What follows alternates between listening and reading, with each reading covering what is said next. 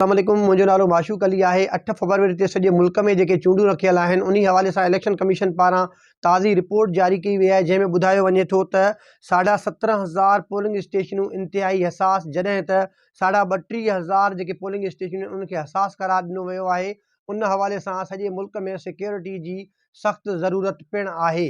ऐं गॾोगॾु जेको आहे त इहा बि शइ पंहिंजी जाइ ते मौजूदु आहे त सॼे मुल्क में जेके बि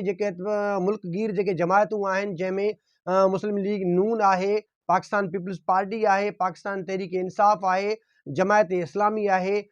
JUIF आहे, उन समेत जेके बि ॿियूं नंढियूं वॾियूं पार्टियूं आहिनि उन सभिनी पार्टियुनि जो हिकिड़ो मंशूर हूंदो आहे, मैनिफेस्टो हूंदो आहे, जेको हर इलेक्शन में आम माण्हुनि वटि उहो पेश कयो वेंदो आहे। पर हिन सॼी इलेक्शन में हिन वक़्त ताईं जेका जमात पंहिंजो मैनिफेस्टो, पंहिंजो मंशूर पेश न करे सघी आहे, उहा पाकिस्तान मुस्लिम लीग नून आहे। पाकिस्तान मुस्लिम लीग नून हिन वक़्त ताईं पंहिंजो मंशूर अवाम वटि पेश न करे सघी आहे ऐं उन खां अलावा जेको आहे त टोटल जेके असांजे मुल्क में पाकिस्तान मुस्लिम लीग नून पंहिंजे तकनि ते जेके उम्मीदवार बीहारिया आहिनि उन्हनि जो तइदादु 266 आहे।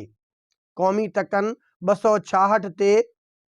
जेका मुस्लिम लीग नून आहे उहा चूंड विढ़ी रही आहे, जॾहिं त उन खां अलावा जेको आहे त हिनखे सादा अक्सरियत जे लाइ 172 उम्मीदवारनि जी ऐं क़ौमी असेंबली जे मेंबरनि जी जेका ज़रूरत आहे, जंहिंजे मुकमिल तौर ते सॼे मुल्क में ई पंहिंजा उम्मीदवार बि न बीहारे सघी आहे।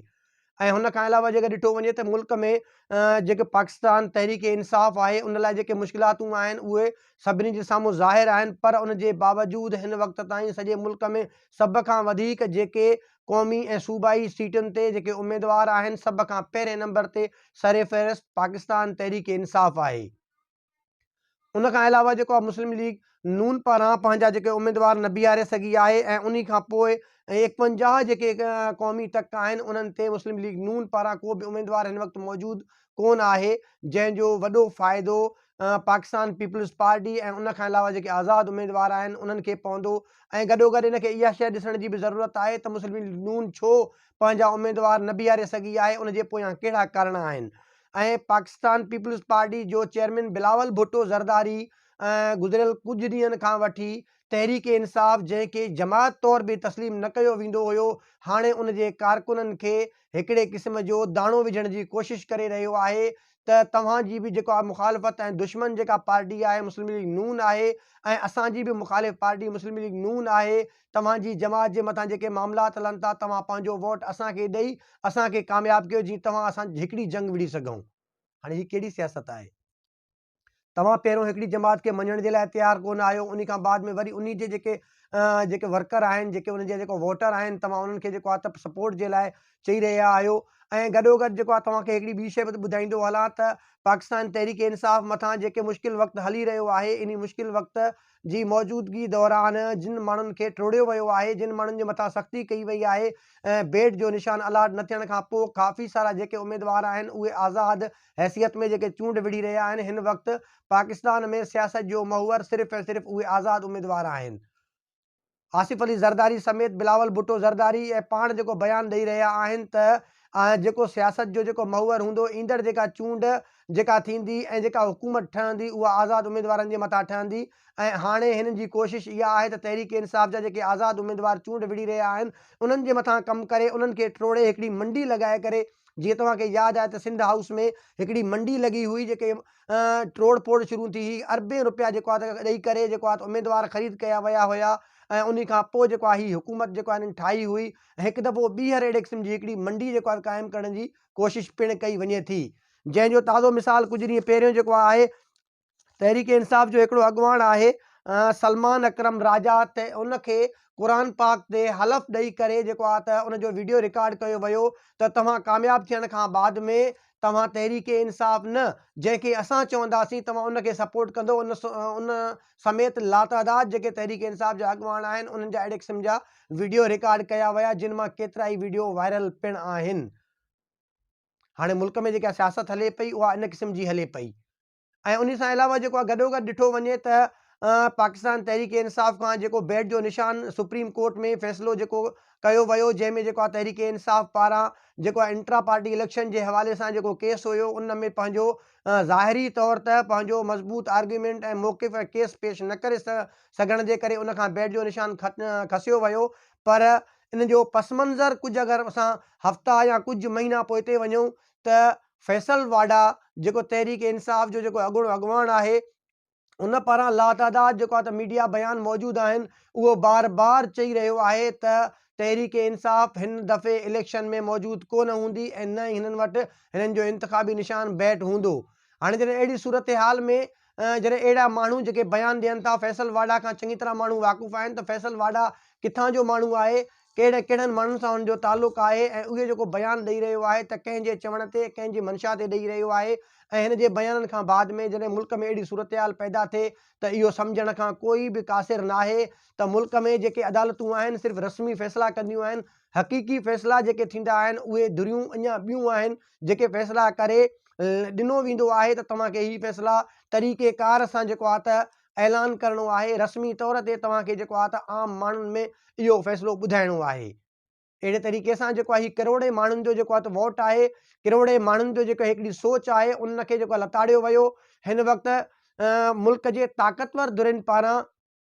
हिकु महीने जे अंदरि जेको ही जनवरी जो महीनो हले पियो, हिन हिकिड़े महीने जे अंदरि 3 मरतबा मुल्कगीर सर्वे कराई वई त पाकिस्तान में हिन वक़्तु जेको आम माण्हुनि जो जेको ख़्यालु आहे, कहिड़ी पार्टी कहिड़ी जमायत तरफ़ वधीक आहे, सो उन्हनि जेको आहे त 80 खां 85% जेको माण्हुनि जो जेको रुझान हुयो, उन सर्वे मूजिबि पाकिस्तान तहरीक इंसाफ़ ॾांहुं हुयो।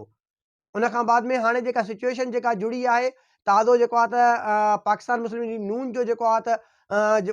जेको सरबराह आहे, उन पारां जेको आहे त जलसनि में हाणे अहिड़े क़िस्म जो तासुर ॾिनो थो वञे त मां वज़ीर आज़म थियण कोन आयो आहियां,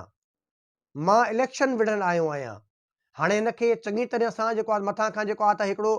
ॿुधायो वियो आहे त तव्हां कंहिं बि सूरत में वज़ीर आज़म कोन था थी सघो, तंहिंजे करे तव्हां हाणे वज़ीर आज़म थियण जा ख़्वाब बि न ॾिसो, ऐं उन खां अलावा तव्हां अहिड़े क़िस्म जी दावा बि न कयो। ऐं हाणे वज़ीर आज़म जे लाइ जेकर मुल्क में अगरि कोई दावा करे रहियो आहे त उहो पाकिस्तान पीपल्स पार्टी जो चेयरमैन बिलावल भुट्टो ज़रदारी करे रहियो आहे। पर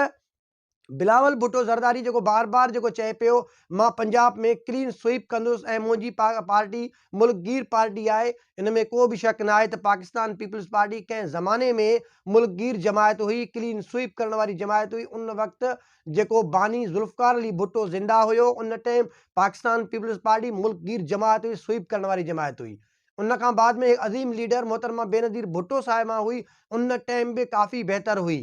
पर जॾहिं खां मोहतरमा शहीद जी जेका शहादत थी आहे, उन खां बाद में पाकिस्तान पीपल्स पार्टी अवामी पार्टी न रही आहे। पाकिस्तान पीपल्स पार्टी नवाबनि, सरदारनि, मीरनि, पीरनि ऐं वॾेरनि भोतारनि जी पार्टी आहे। हिन में आम वर्कर कंहिं बि क़िस्म जी का बि हैसियत कोन थो रखे। ही नवाबनि जी पार्टी आहे, वॾेरनि जी पार्टी आहे, भोतारनि जी पार्टी आहे, सरमाएदारनि जी पार्टी आहे, आम माण्हू जी पार्टी नाहे।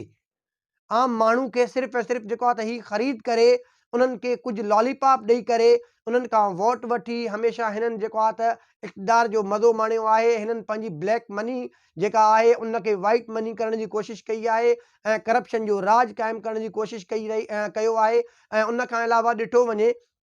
पाकिस्तान पीपल्स पार्टी जंहिंजो बुनियादु, जंहिंजो गढ़ सिंध आहे, सिंध जी जेका हालत आहे उहा कंहिंखां बि ॻुझी कोन आहे। सिंध जे जेको ज़िले लाड़काणे सां, कंबर शदाद कोट सां पाकिस्तान पीपल्स पार्टी जो जेको साह रग वारो जेको रिश्तो आहे, लाड़काणो बि कंहिंखां ॻुझो कोन आहे। उनखे कहिड़े नमूने सां जेको आहे त हिकिड़े खंडर में तब्दील कयो वियो आहे। कंबर शदाद कोट जेको हिन वक़्तु खंडर में जेको आहे त तब्दील थियल आहे, उहो कंहिंखां बि ॻुझो कोन आहे। हितां जी अवाम इंतिहाई ॾुखियाईनि वारी ज़िंदगी गुज़ारे रहियो आहे। पाकिस्तान पीपल्स पार्टी जे चेयरमैन खे घुरिजे त बहितरी जी शुरूआति पंहिंजे इलाइक़े, पंहिंजे तक, पंहिंजे ॻोठ, पंहिंजे सूबे मां कई वञे। जॾहिं तव्हां पंहिंजे सूबे खे, पंहिंजे ज़िले खे, पंहिंजे तक खे मॉडल बणायो, उन खे मॉडल तौरु पेश करे मुल्कगीर तव्हां जेको आहे त हिकिड़ी जेको आहे कंपेन बि हलाए सघो था। पर जॾहिं बि तव्हां लाहौर में, केपी में या बलोचिस्तान जे शहर कोयटा में जॾहिं वेंदा आहियो त माण्हू तव्हांखे सिंध जो मिसाल ॾींदा आहिनि, लाड़काणे कंबर शदाद कोट जो मिसाल ॾींदा आहिनि त तव्हां उते कहिड़ी बहितरी कई आहे जो तव्हां असांजे शहरनि खे बहितर कंदव। ईंदड़ ॾींहनि में जेको आहे इलेक्शन जे हवाले सां मुल्क में हालतूं तब्दील थियण वञनि पियूं। जीअं जीअं हालतूं तब्दील थींदियूं, ऐं जेके अपडेट्स हूंदा तव्हां ताईं जेको आहे पहुचाया वेंदा। मुंहिंजो यूट्यूब चैनल आहे जेको माशूक खोसो ऑफिशियल नाले सां, उनखे सब्सक्राइब कयो, बेल आइकन के बटन खे दबायो ऐं मुंहिंजो सोशल मीडिया पेज आहे माशूक अली खोसो नाले सां, उनखे वधि खां वधि फॉलो कयो ऐं लाइक कयो, कमेंट कयो, शेयर कयो, जीअं जेको अपडेट्स आहिनि तव्हां ते पहुची सघनि। वरी नए प्रोग्राम ताईं पंहिंजे मेज़बान माशूक अली खोसो खे इजाज़त ॾींदा। वॾी महिरबानी।